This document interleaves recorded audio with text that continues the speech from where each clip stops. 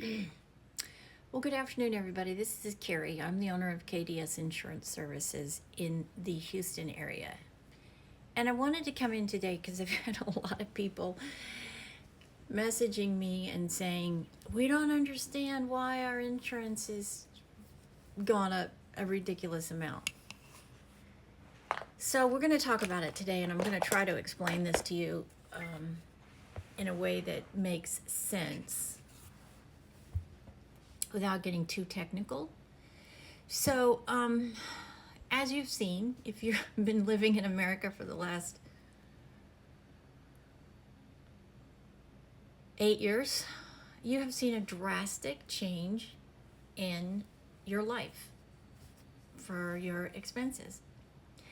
And in the last 4 years, you have definitely, sorry, I gotta get a tissue. You have definitely seen a change in your life because, as we all know, every single thing across the board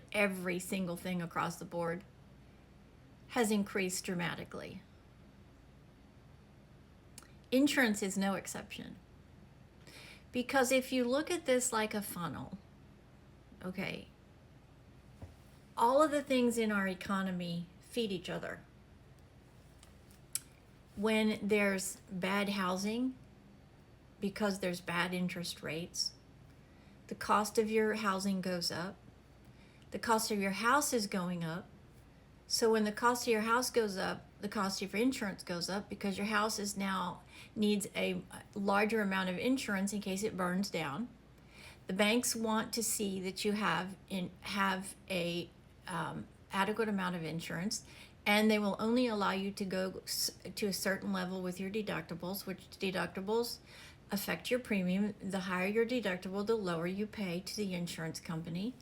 And so all of this gets into this big funnel. And it funnels down and it sinks into each layer of our expenses. Insurance is no different. So the people who own the insurance companies, the corporations who own these insurance companies, they are also affected by the economy. Their numbers, when the economy and the inflation is out of control like it is today, the insurance company executives look at their numbers, their actuarials, to determine if they've generated enough premiums to cover all of the payout for the claims and all of the payout for the overhead for running the business, as well as all of the payouts that they pay to their stockholders. And when those numbers get to a certain point and it crushes that threshold, then the insurance companies are going to come and they're going to raise the rates. They're going to go to each individual state and they're going to present a case to the state and they're going to say, okay, for these reasons, we need to see an X amount of rate increase because we are concerned that we won't be able to pay our claims. And then each individual state will take it on a state by state basis and determine whether or not what the insurance company is telling them is valid. And then the insurance company will either say yes or no, or they could potentially say yes, but you got to make this change, or yes, you got to make this change, yes, but you got to make now another change. And so each individual state gives the insurance companies the green light to change their rates.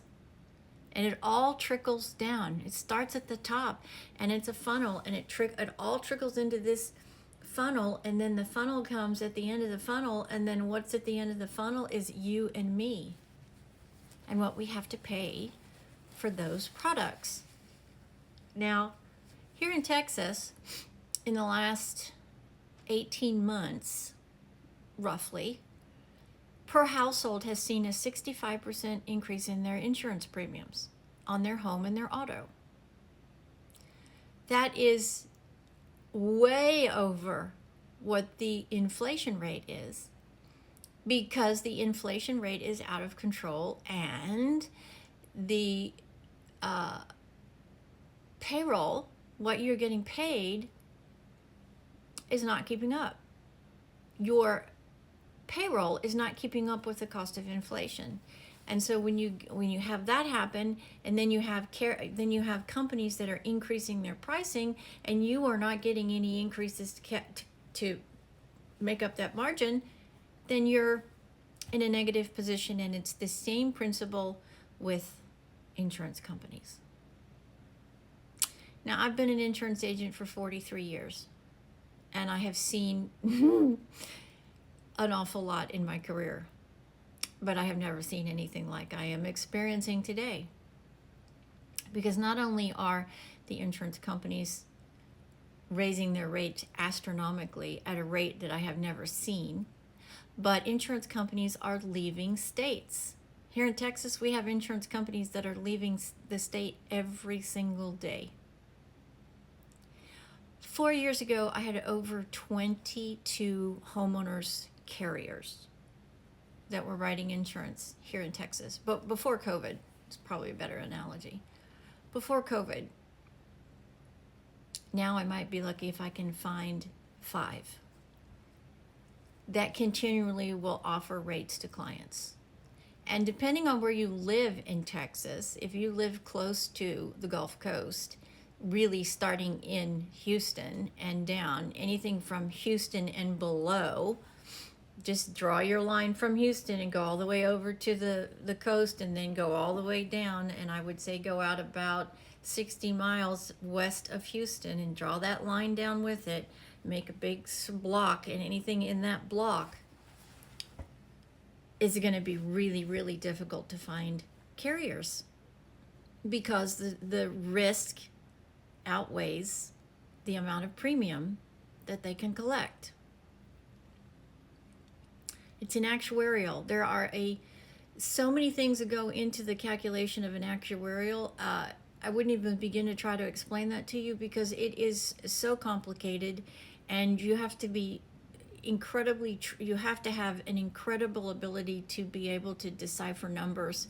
And it's just something that not even I with 43 years of experience would even try to assimilate or deconstruct an actuarial. I can just tell you the actuarials are telling the insurance companies they're not collecting enough premium, which then means that they can't pay their payroll, they can't pay their stockholders, and they can't pay their claims.